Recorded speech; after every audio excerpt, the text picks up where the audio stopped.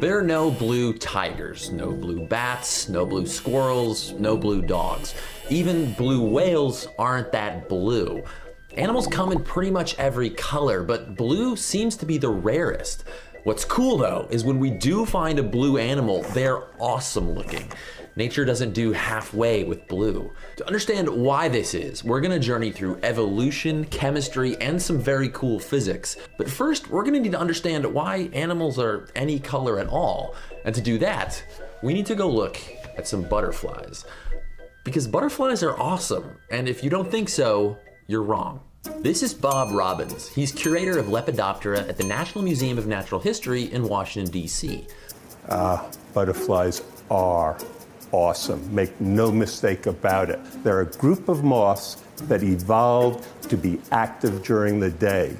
And if you're active during the day, that means that you have an advantage. You can use light to communicate.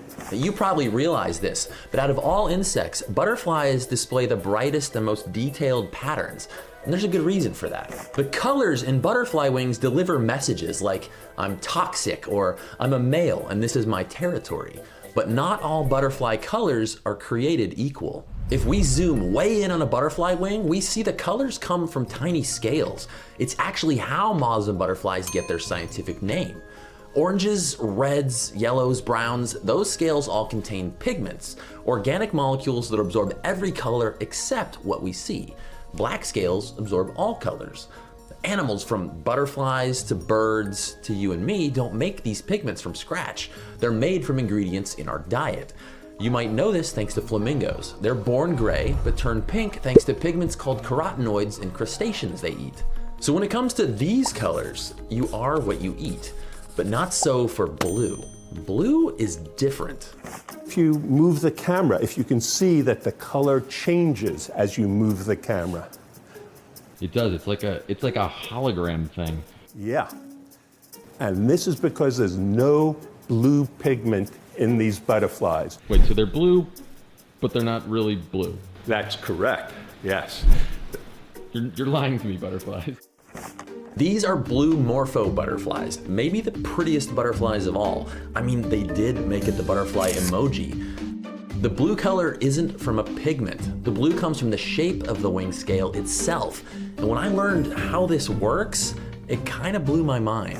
If we zoom way in on a blue wing scale, we see these little ridges. If we slice across the scale and look closer, we see those ridges are shaped like tiny Christmas trees.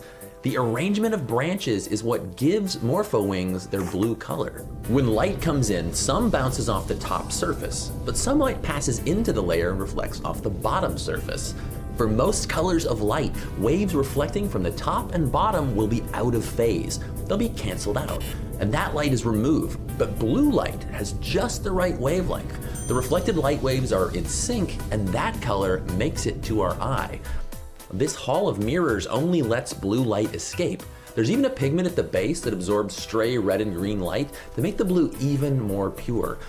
That's how we get this awesome iridescent blue, the microscopic structure of the wing itself. All of this happens because of the way light bends when it moves from air into another material.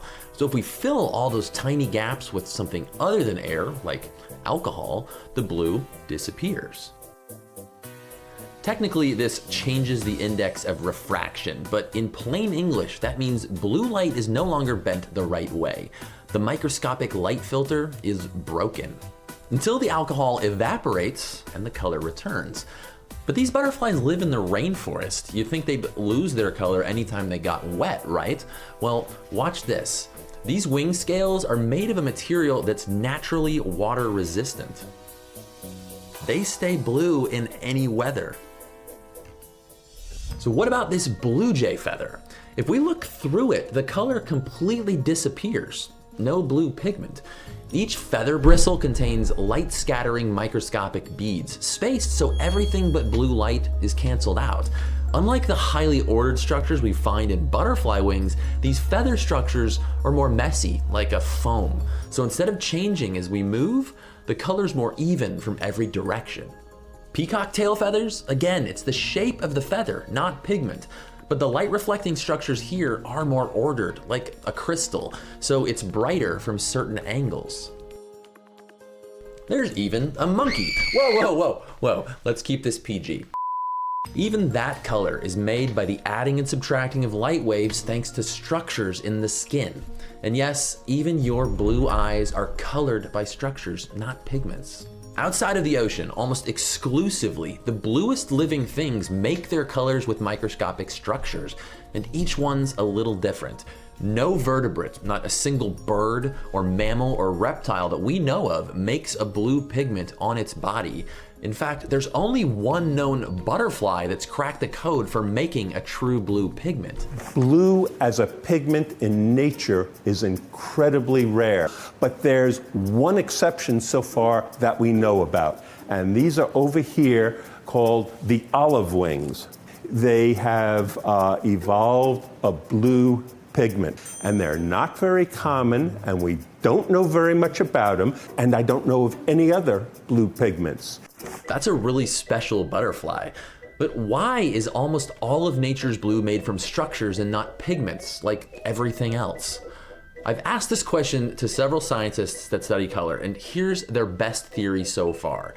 At some point way back in time, birds and butterflies evolved the ability to see blue light, but they hadn't yet evolved a way to paint their bodies that color. But if they could, it'd be like going from early beetles to Sgt. Pepper's beetles. It meant new opportunities for communicating and survival. Creating some blue pigment out of the blue would have required inventing new chemistry, and there was no way to just add that recipe to their genes.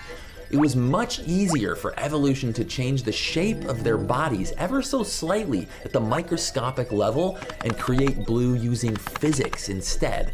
They solved a biology problem with engineering. What I love about this is that these colors have fascinated curious people for hundreds of years. After looking at peacock feathers through one of the first microscopes back in the 1600s, Robert Hooke wrote, "These colors are onely fantastical ones." Even Isaac Newton noticed there was something unusual about these blues, and scientists have been studying them ever since, not only because the science is interesting, but because it's beautiful. Thanks for watching, and stay curious.